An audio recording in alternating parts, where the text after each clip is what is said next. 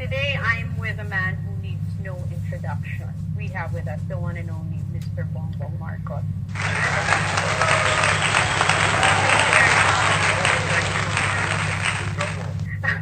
Thank you very much for allowing us into your beautiful home. Do you have a favorite part here in your house? Having grown up as a student, I got used to living in one room. So I have my desk in my bedroom, so that I basically spend most of my time when I'm in the house. I was in there for 72 days. In your room? In the room. What were you doing inside the room? Driving myself crazy, basically. Well, when you're ill, you don't really mind the passage of time. So You're talking about the time when you got COVID. Yeah, when I got COVID. So if you're not feeling bad, you don't really worry about it. I knew I was better because I was saying I was getting very bored and just think, when can I get out of here? When can I get out of here? Do you have a morning routine, po? Well, yeah. What time do you usually wake up? I'm usually up by 7, but after cleaning my teeth, I go straight to the computer and look messages and answer my mail and see what's happening, what I missed from the night before. So hindi kayo nagbe-breakfast? I fast. Is that the intermittent In the fasting? intermittent fasting. Yeah, it seems to work for me. Sometimes I forget that I fasted and I haven't eaten. And I'll go and exercise. What's your exercise, po? Gym. Because my schedule's so crazy, I can't do it like before. So that's what I do now. Just to have to stay fit, especially after COVID. It's my father's influence. My father was, before the term was invented, he was a health freak. And he would exercise at least an hour a day, sometimes twice a day. So you would see him exercise when you were regularly. He would bring us to the gym. He said, come, when we were little. Since you talked about your father, when you were born, he was already in politics. Yes. I became congressman in 47. And then senator in 57. That's the time you were born? That's the year I was born. Yeah. Actually, I think he was always in politics, at least in his mind. When I became governor of Ilocos Norte, since I was spending all my time there, I got to talk to some of his friends and the people who were around him when he was still living in Ilocos. And they said, 16 years old pa lang yan, may kabinete na yan. Really? Talagang my father is one of those, I suppose, the most single-minded person I've ever known. If it had nothing to do with his work, he just wouldn't spend time on it. Saan po kayo pinanganak? San Juan? No, pinanganak ako doon. Mm-hmm. So we lived in our house, which is still there, until 1965, when he won the presidency and we moved na to the palace. He won his presidency in 1965. You were 7 years old. Yeah, because I remember my first birthday in the palace was my 8th birthday. What was that like? Oh, it was amazing because my dad brought me to school. He woke me up. He came into my room. I was changing, going ready to go to school. And he said, come, it's your birthday, I'll bring you. So he brought me. And I cannot forget, and my classmates cannot forget, there were those two yung ice cream. Nagbebenta ng sorbetes, Magnolia, and then Selecta pa nun. Yes. So, dalawa sila. So my dad made it Pacquiao. He said, we paid them some money, and he said, lahat ng hihingi ng ice cream, libre at habong araw kasi birthday ng anak ko. So, I was the most popular guy. Anong school po kayo pumapasok? Nasa Green Hills. In Ortigas, yeah. So, at 8 years old, you already lived in the palace. What was that like, growing up in Malacanang, in the palace? Well, in the early days, masaya kasi ang daming rooms, ang laki. Ang daming pupuntahan, you go down to the kitchen, you mess around with the cooks, and then you go to the CQ, you mess around with them, you play with them, you go to the park. So there's many places to go. Anong favorite place yun sa Malacanang? I used to end up hanging out with the CQ all the time. I guess with the guys, you know. The palace was so interesting. But as the time went on, the private part of the palace became smaller and smaller, and the office part of the palace became bigger and bigger. there was at one time that I came out in my pajamas, and my father was approaching with a state visitor. So I said, okay, that's not happening again. You do not leave your room until you're completely, you're ready to see people. How was your relationship with your father? My Nung dad? time na yun? Was he a disciplinarian? Was he strict? Yeah, he was. His only thing was study hard. Yun lang talaga. Basta work hard, study hard. That was his main thing. As long as you're studying hard, you're okay with it. You got a lot of his traits po kasi nga, di ba? You grew up watching him sa stage, giving speeches. So, marami sa mannerisms niya. Even yung size niya, nakuha niyo. Yeah, ang katawan namin is remarkably similar. From shoe size to waist, everything. That's why I was one of the lucky ones that when binibigyan siya ng regalo, I would raid his closet. My mannerisms, especially speaking, is very much my dad's. But syempre, from the time I was very small, we were already there in the back watching him make speeches. And he would teach a little bit about modulation and everything, but voice modulation and things like that. But mostly, what he would insist upon when we started having to speak was that learn it, don't read. The thing that's also that everybody says, my voice, is that we have the same voice. Di ba po when your dad was president, sinasama niya kayo sa lahat ng mga visits in different parts of the world, and you have met some of the most powerful and influential people. You have even met the royal family. Yes. Some of the funnest parts would be my mom would call and says, I'm going to meet the Generalissimo Franco in Spain. You want to come? Of course. Get out of school, number one, di ba? And I would go. I'm going to see the Pope. Sama kami. I think it was a conscious effort of my parents to expose us. Because even the travel, like they would go to the provinces, or they would go to especially yung mga bagyo, yung mga ganon, sinasama lagi kami. We were always there. So I think it was my parents that they really wanted us to see everything. Sino po yung na-meet nyo that made a huge impact in your life na hindi nyo makakalimutan? Madami masyado. I've met most of the popes. I've met most of the secretary generals of the UN. In fact, I've met them all since youth. Si Indira Gandhi was one who really impressed me. And Maggie Thatcher. What do you think is the greatest lesson that you've learned from your father? Oh my, I learned so much from him, it's hard to. When it comes to work, marami siyang, like things like when you walk into a room, the guy, if you walk into a negotiation, whoever knows more wins. So I've always held that. Always work hard. Hard work is always rewarded. He was not the type to sit you down and say that, anak, ang ganito, ganito. Hindi, basta ito yung gagawin natin. He would be with his cabinet members and they would be talking about something pretty important. And he would suddenly turn to me, what do you think? Ilang taong ba yun? I was 16, 17, he was already turning to me and said, what do you think? But when he asks you a question, it's not because he wants to know the answer. He wants to know if you know the answer. He's testing you. Kasi inaral na niya yan, alam na niya yan. So, I'm prepared. From your mother naman po? From my mother, well, of course, it's the certain things.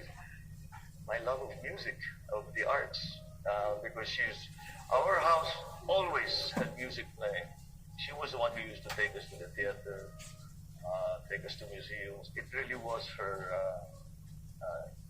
point of joy, really, were the arts. It wasn't normal. You didn't have a norm. There wasn't such a thing as a normal day. Every day was different. What formed the way I do things is how my father or my mother would react. It's having watched both of them handling the problems that they were confronted with on a daily basis. I think that's what really made my own personality when it came to such things. I would say that the many incidents that I watched them handle really taught me how to approach problems, how to take challenges that inevitably come up. Speaking of yung handling life situations and problems when people were marching towards EDSA, how did your father handle that situation? My father called me And he said, we have intelligence that this is about these people are moving, and this is that, this is what we're going to do. I'm assigning you to work with the security to handle the defense of the palace. So that's from that day on, that's all I was doing. From that point, that Wednesday afternoon, naka-uniforme na ako because I just come out of the military also at the time. Kaya ako dinagay sa ikaw ang in charge sa defense ng palasyo. How was your father nung time po na yun? So he reverted back to his commander mode, wartime commander mode. Again, very calm, very measured. So nung nangyayari po yung rally sa EDSA, ano yung sinabi niya sa inyo? I remember saying, you know, yung kalaban sabi, binigera na tayo. And he answered me. What are you doing? He said, I have spent my whole life defending Filipinos. I cannot hurt them now. What are you doing? Put your guns down. See, we're not shooting anyone.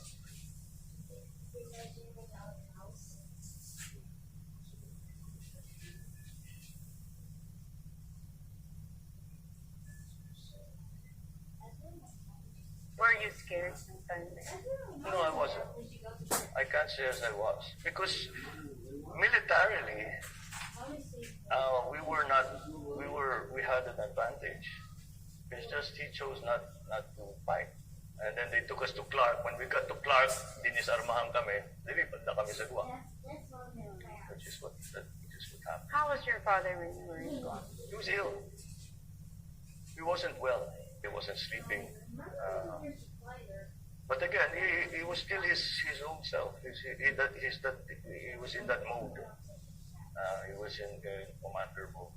Was there ever a time that he showed his vulnerability? He's a professional, so basta kung anong kailangan gagawin natin.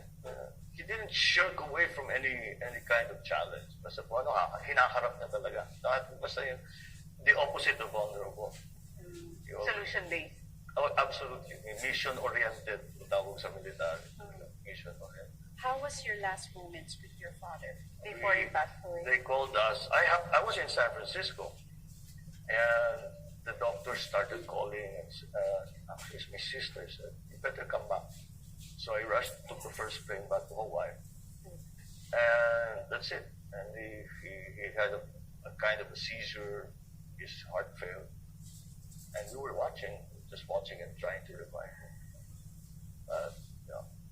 Didn't make it. And I remember I was hugging Irene, and we were looking because we were asked to leave the room, but the doctors attended to him. So we were watching him through the window. What was his last words with you na tumatak sa inyo talaga before he passed? I remember he asked before he died. He opened his eyes and he just looked at me. And you're gonna make me cry. He just looked at me, and he closed his eyes again, and all the alarms went off. All the machines started beeping, and then all the nurses came in, all the doctors came in. We were hustled out of the room, and that was it. So there were no last words, but There was that last look. there was that last look that I will never forget. And God, look what you're doing. People will think I'm a crybaby.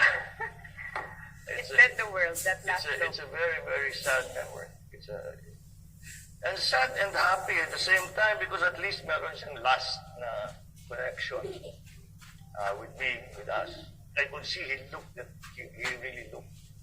And he knew who I was, and he knew that perhaps he was going. Parang that look was a farewell. Parang ganon.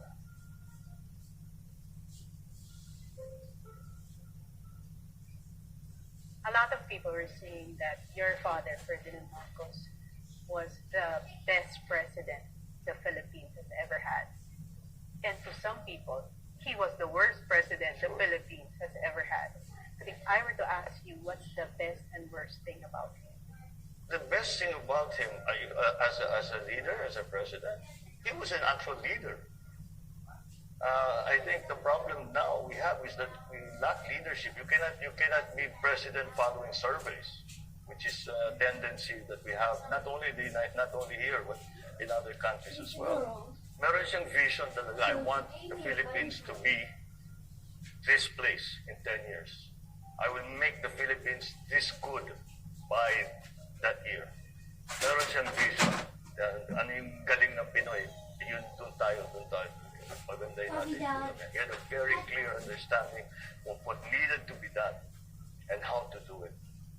And that, I think, was his best quality as a leader, which was born of his experience, born of his smarts, born of his love for the Filipinos and Philippines. The worst, I don't know how you would describe, because he had all the qualities of a good leader that a good leader would have, should have rather. He took any job that he had very, very, very serious, a very serious person.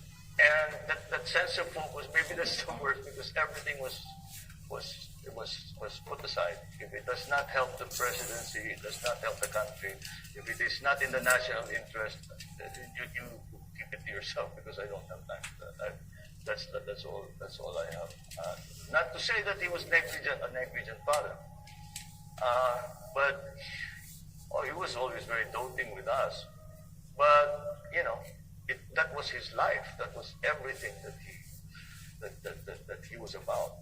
Worst in the sense, kasi kami, mga anak na, we wish we could spend more time with him, and so I'm never, we never see him anymore. Actually, my mom, the same thing. They were always out doing something, even when we'd come home from when we were going to school abroad already. Pag uwi namin, so umuwi pa tayo, we don't naman see our parents. But that was the kulang part in our, because they were just so busy. There was just so much to do and so many things to. How do you handle po, Sir Bong, yung mga criticisms, mga bashers, yung mga hate, the anti-Marcos? Well, we're in political life. They'll find me a person in political life who has no critic, who has no hater, who has no bashers, who has no critic. And you can't find one. Nobody won an election with 100% of the vote. No one, ever, anywhere, unless they cheated. So that's something that we learned to live with very. Because I remember very well when he was Senate President. I remember being in Baguio for some reason, and every day the newspaper would be oust Marcos, oust Marcos. Basta pinapanatay siya ng gusto. I'm talking young. I was quite young. Ilang taon po kayo nun? I must have been 6 years old. So at 6 pa lang. Papasa na ako eh. You could read already. So, and you would get affected nung time na yun, syempre. Hindi ko maintindihan, ba't galit sila sa daddy ko? Ba't galit na galit sila?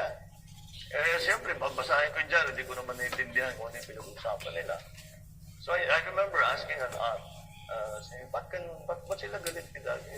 Wait naman si daddy. Hindi, ganyan. And to this day, Sir Bong, kaya nga, the mere surname, merong mga talagang pagkarinig, Marcos. But your father po, how did he handle that? Mga outs, Marcos, yung mga credit? Trabaho ng tatay. Trabaho. That's nothing. I've been called worse names. I've been called every name in the book. If you're making your enemies angry, you're doing a good job. And we go back to Churchill. If you haven't made any enemies, you haven't done anything. Ganyan talaga. Ang buhay ng politika, wala ka talaga, hindi mo maiwasan yan eh. Kahit yung pinaka-popular, tignan mo, our president now, so if you look at the surveys, ang taas-taas ng popularity, ng approval rating at lahat, meron pa rin galit sa kanya, meron pang minumura siya, meron pang kung ano sinasabi. Hindi mo mawala yan eh.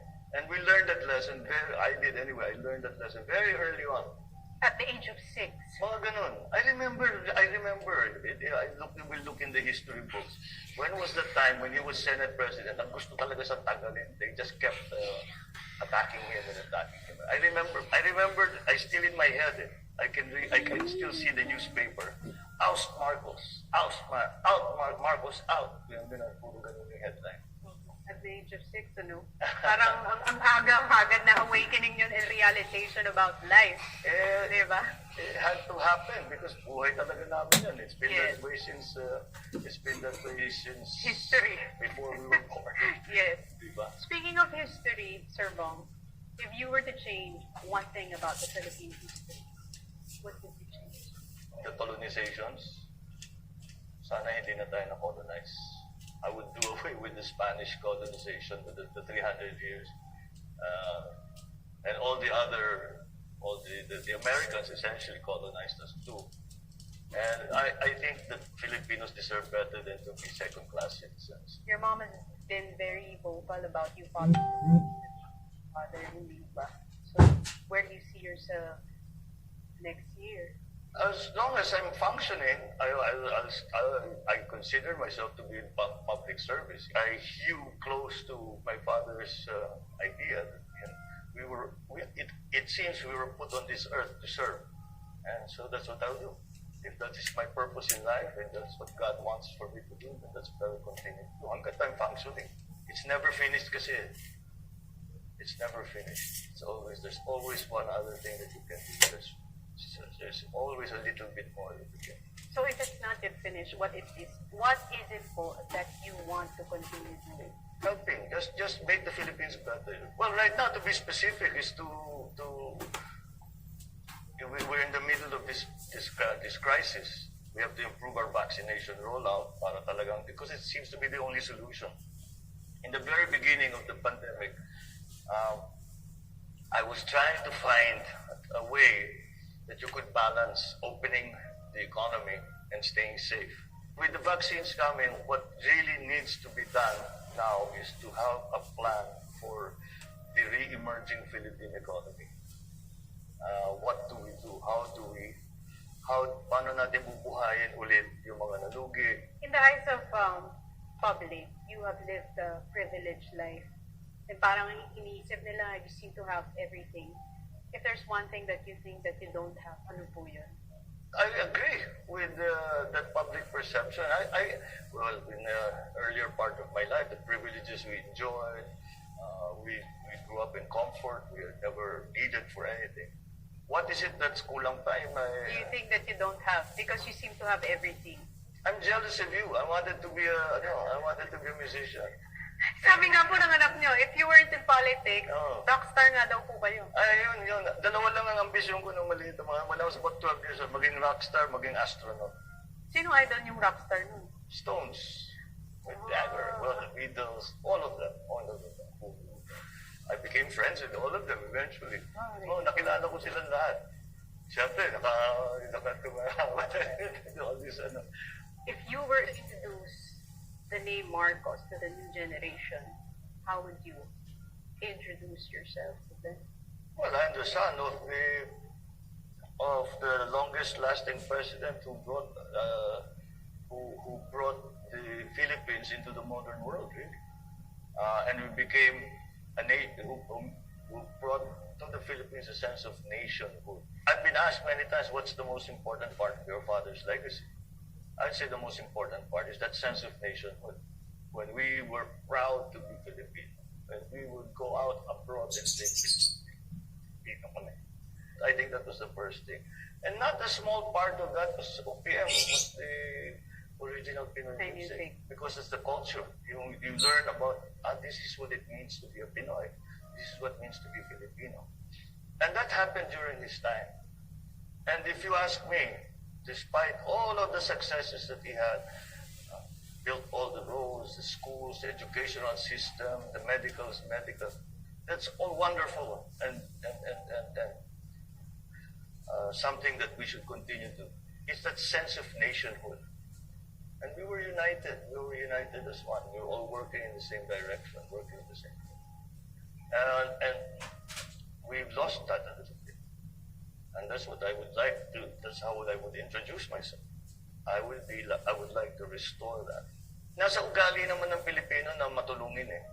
Nasa ugali natin yung bayanihan. Kailangan gisingin lang ulit eh. Kailangan magtulungan ulit tayo. Medyo nakikita natin during the pandemic, random acts of kindness. bayanihan. And just because Pinoys are just great. I mean, Pinoys are the best. They're the kindest, most gracious, most masipag, most resourceful. We never give up. You know? Pag masyado nang mahirap, gagawa ng joke. Saan ko naman nakakita ng gano'n? Hirap na hirap ka, nagpapatawa pa. Very resilient. Tough. We're tough. We're tough, not in the arrogant or aggressive way. We're tough in a very gentle Asian way, which is for me the most remarkable quality that Filipinos have. We're the best. Pinoys are the best. You can bring them anywhere, ask them to do anything, basta ibakapan mo, basta you support them, they'll do good. Now, you cannot put a Pinoy down. Yan. They won't stop. They won't stop. Especially for the family. So that's the best quality of a Pinoy. If I were to ask you naman po, what's your best quality? My best quality, it's against my nature. But how are you po as a husband? How will you describe yourself Me? as a husband? As a parent, as a husband, I think I'm pretty typical. That I mean, you're just trying to do your best. You're always trying to do your best. Of course, you never succeed. You don't succeed every time, but that's it. That's all you can do. That's a good question. How do I describe myself as a husband? I'm not trying to compare myself with friends of mine. I think at this stage in our family's life, it's really to be close to the family, as close to the family as you can.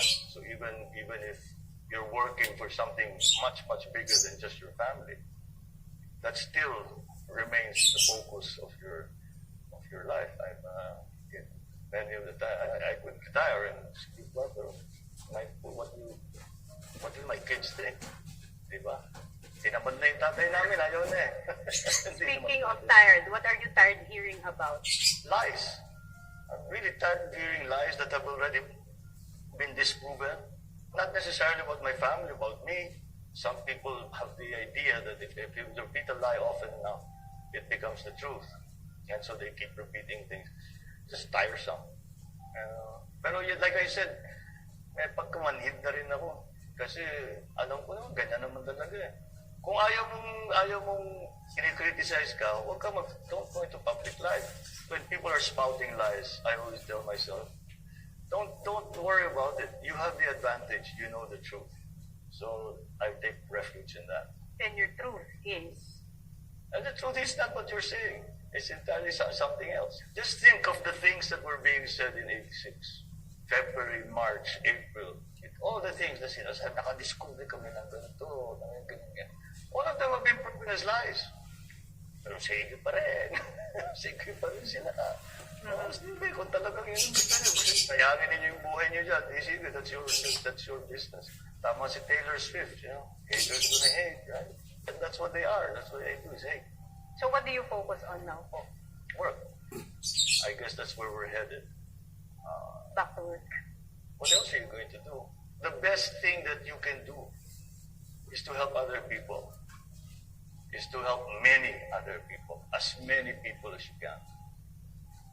And what could be better than that? I can't think of anything that could be better than that.